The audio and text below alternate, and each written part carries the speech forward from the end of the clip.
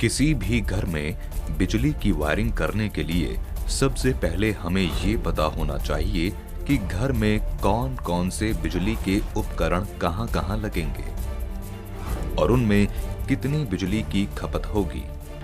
उससे हम ये पता लगा सकते हैं कि अलग अलग लाइनों पर किन उपकरणों को लगाना है और पूरे घर की बिजली की खपत कितनी है। ऐसा कोई भी उपकरण या परिपथ जो विद्युत सप्लाई में जोड़ने पर बिजली की खपत करता है वो लोड या भार कहलाता है, क्योंकि विद्युत स्रोत से ये करंट खींचता है और एक तरह से उस पर भार डालता है। लोड को वॉट में नापा जाता है। ये गणना करने के लिए यहाँ कुछ परिभाषाओं को जान लेना जरूरी हो जाता है। एकांक समय यानी पर यूनिट टाइम में विद्युत धारा द्वारा किया गया कार्य विद्युत शक्ति यानी पावर कहलाता है। इसका मान ज्ञात करने के लिए इस फॉर्मूले का इस्तेमाल किया जाता है। शक्ति बराबर विभवांतर गुणा धारा, अर्थात किसी उपकरण को V वोल्टेज की विद्युत सप्लाई से जोड़ने पर यदि उसमें A एम्पियर की धारा चलती है तो उसकी शक्ति P वॉट होती है। पावर बराबर वोल्टेज गुणा एम्पियर। विद्युत ऊर्जा विद्युत आवेश का प्रवाह है जो किसी भी विद्युत उपकरण में धारा प्रवाहित करके उसे संचालित करता है, अर्थात उपकरणों को चलाने में विद्युत ऊर्जा खर्च होती है और इसी खर्च को बिजली के मेन पर लगा हुआ मीटर नापता है और उसी के मुताबिक बिजली का बिल आता है। ऊर्जा को ज्ञात करने के लिए शक्ति और समय को गुणा करते हैं। शक्ति उपकरण के विद्युत खर्च करने की दर है जो उपकरण पर लिखी होती है। जैसे इस बल्ब पर 60 वॉट लिखा हुआ है।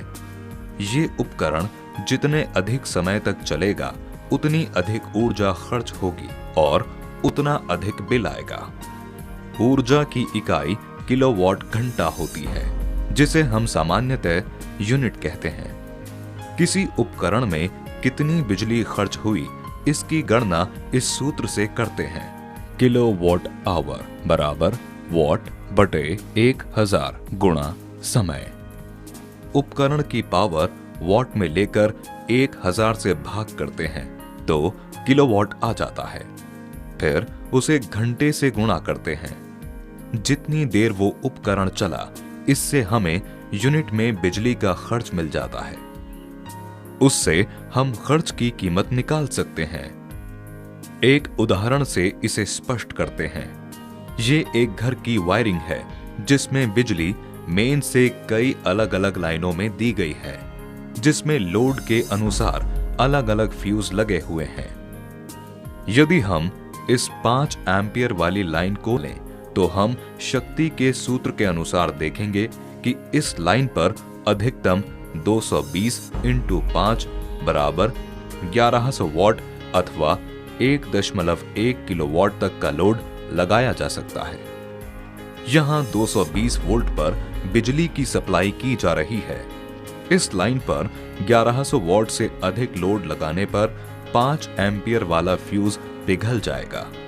यदि MCB लगी है तो वो डाउन हो जाएगी और बिजली सप्लाई कट जाएगी। एक और उदाहरण लेते हैं। यहाँ पूछा गया है कि एक बल्ब जिस पर 100 वॉट लिखा हुआ है वो 1 घंटे में कुल कितनी बिजली की खपत करेगा। ऊर्जा वाले सूत्र में ये मान रखने पर हम देखते हैं कि शक्ति 100 वॉट में 1000 का भाग देने पर 0.1 आता है। इस शक्ति को समय अर्थात 1 घंटे से गुणा करते हैं तो आता है 0.1 किलोवाट घंटा। इसी में आगे पूछा गया है कि यही बल्ब 24 घंटों में कितनी बिजली की खपत करेगा, तो 0.1 किलोवाट को यहाँ समय 24 घंटे से गुणा कर देते हैं तो 2.4 किलोवाट घंटा आता है। इसका मतलब ये हुआ कि ये बल्ब 24 घंटे में 2.4 यूनिट बिजली की खपत करेगा। अब हम इस चित्र में देखते हैं कि एक घर में 220 वोल्ट की सप्लाई आ रही है, जो आगे अलग अलग फ्यूज लगाकर 3 लाइनों में दी गई है। इस पूरी वायरिंग में अर्थ वायर अथवा ग्राउंड वायर लगाया गया है। जैसा कि हम देख रहे हैं, ये ग्राउंड का निशान है, लाल तार लाइव और काला न्यूट्रल है।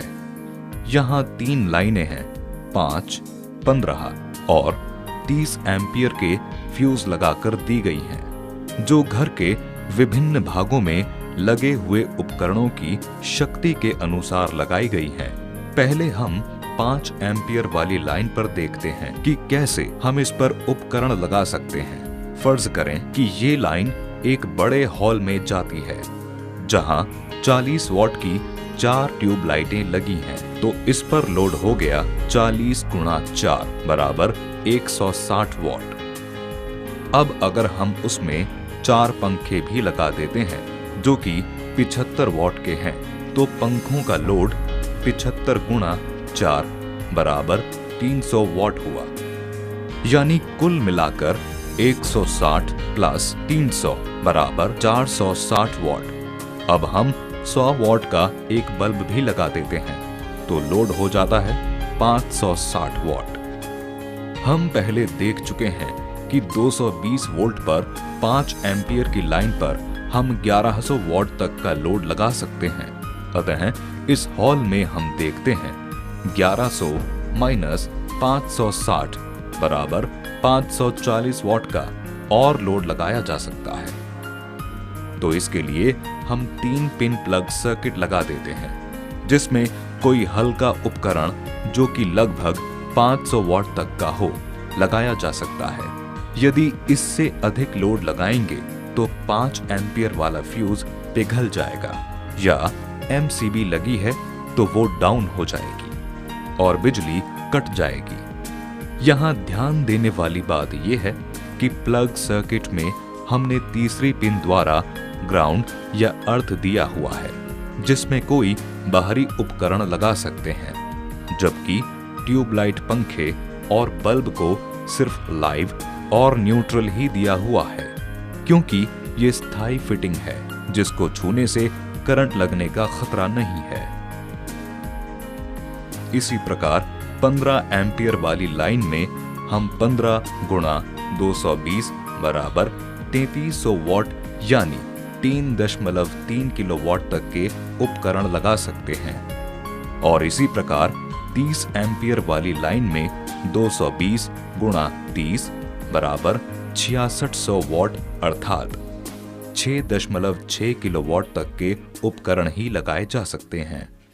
अभी हमने ये जाना कि घरेलू वायरिंग में लोड की गणना और विभिन्न लाइनों में उसका वितरण काफी आसानी से किया जा सकता है, लेकिन सुरक्षा की दृष्टि से ये काफी महत्वपूर्ण हो जाता है कि वायरिंग के समय इन सभी बातों का ध्यान रखा जाए। और ये भी ध्यान देना जरूरी हो जाता है कि पूरे घर का जो कुल लोड है वो आने वाली सप्लाई के स्वीकृत लोड से अधिक नहीं होनी चाहिए। ऐसे में मीटर या मेन फ्यूज को नुकसान पहुंचने का अंदेशा रहता है।